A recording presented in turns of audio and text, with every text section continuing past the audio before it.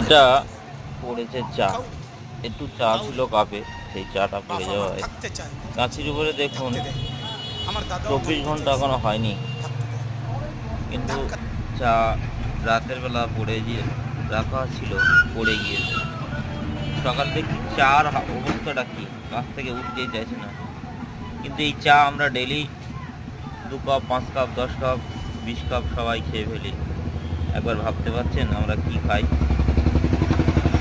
একবার